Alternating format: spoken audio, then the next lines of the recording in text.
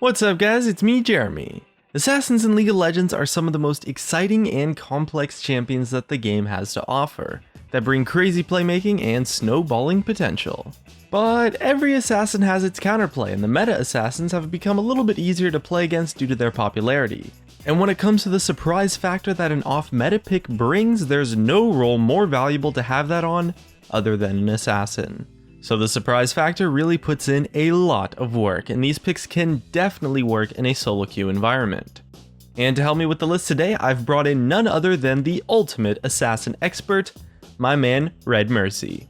Hey guys, what's up? My name is Redmercy and it's a pleasure to be on one of Jeremy's videos. Today we'll be discussing one of my favorite subjects, assassins. But more specifically, off-meta assassin champions, putting them in roles and situations where you won't normally see them, but they're still a lot of fun and quite effective. On my personal channel, I make plenty of educational videos and fun videos where I talk about current strong champions in the meta, assassins, and just trying to make you a better player. So if you're into that kind of stuff, make sure to check out my channel as well. Alright, jumping straight into the list, first off we're taking a look at Shaco in a solo lane, either top or mid, but I enjoyed him the most in the mid lane.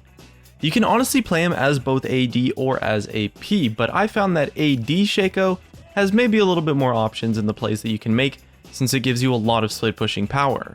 When playing him in a solo lane, you'll get a lot more farm and will be able to one-shot opponents without really being ahead at all, honestly. Shaco's Q gives him a guaranteed crit which procs Static Shiv, and comboed with his passive you can pop out an insane burst damage combo that comes from stealth, so it's really easy to catch people off guard, flank a carry, or just secure a gank. And if you can one-shot a target and live in a teamfight, you're going to be more useful than a lot of late game scaling champions, and you still have the option to be a really strong split pusher. With his stealth as well as the invulnerability his ultimate gives when you cast it, you have a lot of defensive and offensive options for playmaking potential.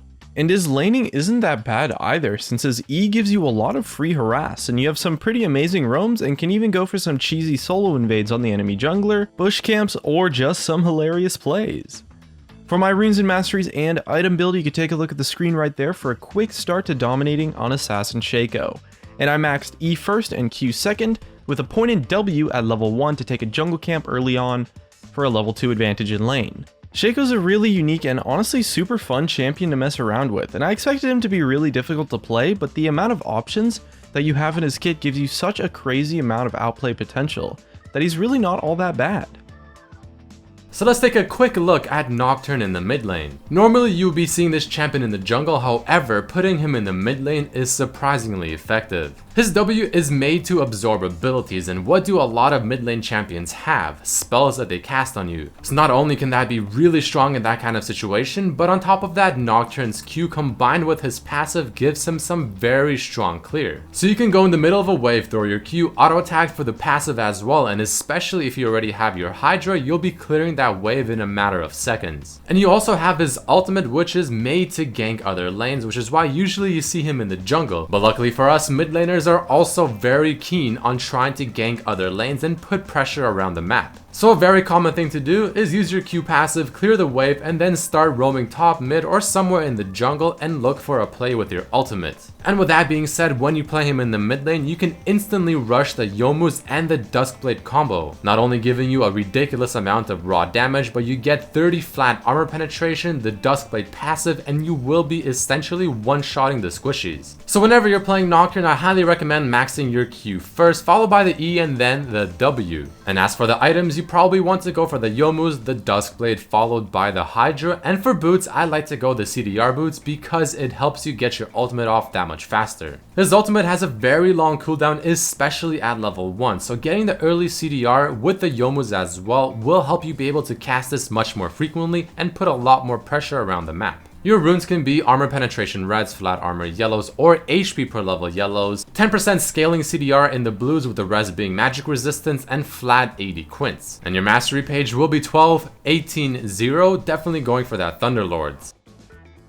Next up, we have Master Yi in the mid lane. So here's another champion that you would expect normally to see in the jungle just because of how solid Devourer is on him. But even with that being said, Master Yi in the mid lane is also surprisingly strong. His Q is very strong when poking because you can use it on the ranged minions, and it will also go and hit the champion as long as they're relatively close to those minions. He also has a decently strong cheese at level 2 if you take Ignite, especially with your Q and your E ability. Get your passive ready, use the Q on the enemy champion, proc your E, double attack them with your passive, put the Ignite on them as well, and you'll either get the kill or at least burn one or both of their summoners. A very important aspect for most mid laners is just simply how well are you able to sustain yourself. And luckily for Master Yi, his W gives him a lot of HP regeneration, especially if you use it when you're very low on HP. So you're able to get some nice harass, wave clear, have good sustain as well. But rushing the core items, for instance Youmuu's Blade of the Ruined King, maybe something like Death's Dance, Steric's Gauge will put you as a big threat against the enemy team. Not only are you going to have a lot of attack speed, you're going to have a lot of damage, but you're also going to be very tanky thanks to the Steric's Gauge. All in all, this is actually a lot of fun to play and one of my personal favorites because using his Q in the lane to harass is so annoying for the enemy person to face, but as the Master Yi player, it feels amazing. So if you want to have some fun, if you play mid lane and you somewhat enjoy playing Master Yi, this is easily one of my higher recommended picks. Your mastery page can be 18012, looking for the Warlord's Bloodlust for the extra lifesteal when the Steric's Gauge procs. This will help a lot. For the runes, you can run flat AD reds, armor, or HP per level yellows, some CDR in the blues with MR as well, and then probably get some attack speed quints. Something along the lines of that should make you quite successful.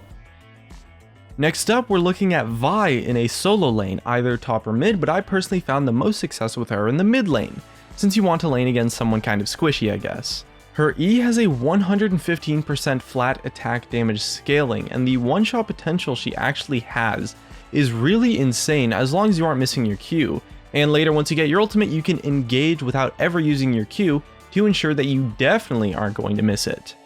Assassin Vi was really interesting to me because Vi as a laner has a lot of versatility with her item build. I mean, you could go full damage, super hardcore assassin build to do crazy burst, or something a little bit more bruiser-esque, or even if I wanted to, I could go full tank after just one damage item, and that versatility is awesome, because it allows you to fit nicely into a lot of team compositions. Her passive gives her pretty nice trading with her E, and she has all-in potential at pretty much any time with her Q. And her full burst combo really packs a punch, if you know what I'm saying. For my runes masteries and item build, you could take a look at the screen right there for a quick start to dominating on Assassin Vi. Now, I expected Vi to actually really struggle in lane, but by maxing E, you get a lot of really awesome poke by using your E on a minion when the enemy laner is in position to get hit by the splash damage. And since she's typically a jungler, her ganks are honestly just fantastic, so even if you fall behind in lane, you can always catch up through roaming or even get a lead. Next up is going to be one of my personal favorite assassins, Talon. Now usually you see this champion being played in the mid lane to pretty great success, but we're going to be switching it up and throwing him in the jungle instead. Talon in the jungle isn't as bad as it sounds because not only do you have decent clear with your W followed by your Q giving you nice AoE type damage and single target damage, but in my opinion a fairly important aspect of a good jungle champion is being able to have good early pressure, or in other words having a kit or abilities that help you gank a lane. So Talon's E ability is pretty much made for this. You can jump on a target, you slow them quite a bit, you have your W for the extra slow as well. When you get your ultimate, it just adds to the overall burst that you're doing. But something else that makes this surprisingly good is the fact that when you upgrade your smite, usually you want to get chilling smite because it adds the slow. And the slow you're applying is going to be synergizing with your passive, giving you bonus damage for the duration of the slow. All in all, this is actually a lot of fun, it works surprisingly well, and I highly recommend trying this out, especially if you like Talon and or like to play jungle. So for items, you want to get the Chilling Smite with the Warrior Enchantment, and following that you want to go a fairly standard build path with the Youmuu's, the Hydra, and then something like a Black Cleaver, maybe even Death's Dance, Steric's Gauge, or something like Duskblade of Drakthar. The runes are also fairly standard, flat AD quins, armor penetration reds, flat armor yellows, and then you want to put a little bit of CDR in the blues and then get a bit of MR as well. The mastery page can be 0, 18, 12 to help you a little bit with the defensive stats from the resolve tree, but you still want that Thunderlord so that when you go gank a lane, when you use your full combo, you will still be bursting people down. Alright, sweet. The next champion is Lee Sin in a solo lane, either top or mid. Now this one's interesting to me because I gotta be honest when I say that I am not the best mechanical player. So to me, playing Lee Sin, a mechanically complex champion, was pretty intimidating at first. But after I tried him out, I realized that Lee Sin in a lane doesn't actually take that much mechanics at all other than ward hopping. While Lee Sin does have a ridiculous skill ceiling, his skill floor was a little bit easier than I expected to work with, and I had a lot of success with him. His mobility options are super fun to play with, and his damage scaling is really strong, so the assassination power is super underestimated in lane versus a squishy opponent. For my runes, masteries, and item builds, you can take a look at the screen right there for a quick start to dominating on Assassin Lee Sin. And as for the skill order, I maxed Q first and E second with the first point in W at level 2 for early trading. Lee Sin's ultimate has a 200% bonus AD scaling and crazy flat base damage. So when you're in a solo lane, that extra farm you're getting to will really be put to great use, and since he's super mobile, he'll snowball really hard, and control the map really well with his wave clear to push a lane, and strong ganking ability. And if you enjoy playing champions that have a high skill ceiling, you're going to have a lot of fun on Lee Sin for sure. And then we have Riven Jungle. This one I found a lot more fun than I initially thought it would be, mainly because I just think Riven is a fun champion. So usually you see this girl in the top lane absolutely demolishing face. But throwing her in the jungle does not hinder her whatsoever, in fact she still feels quite nice. Not only does her Q allow her to have really good jungle clear combined with her W to animation cancel her abilities and cancel the attack animation of the jungle monsters. Her E ability will help her absorb some damage, she has mobility to go over walls with the third part of her Q. Her ganking potential isn't anything to laugh at because of the sheer amount of mobility that is offered within her kit. And most of all, I found it really fun to constantly keep practicing the different types of combos and animation cancels you can do on Riven while attacking the jungle monsters. She still scales quite decently, you're able to get early CDR very easily as well, and I have to say that this was a lot of fun to play. So when it comes to the items, I personally still really like getting the blue chilling smite. You want to get the Caulfield's Warhammer very soon as well for the 10% CDR.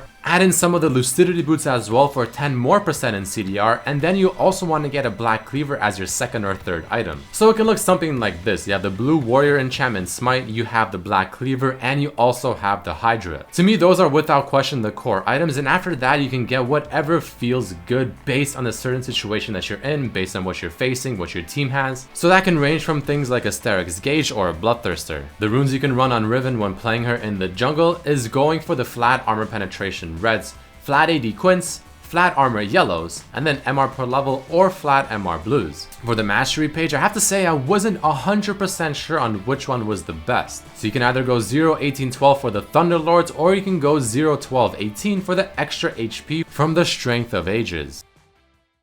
And that wraps up the list. Big thanks to Redmercy for helping me with the video today because it definitely wouldn't have been possible without him. He does a lot of similar videos to this one on his channel, so if you enjoyed the video, definitely check him out, link in the description. Thanks for watching, and I'll see you guys next time.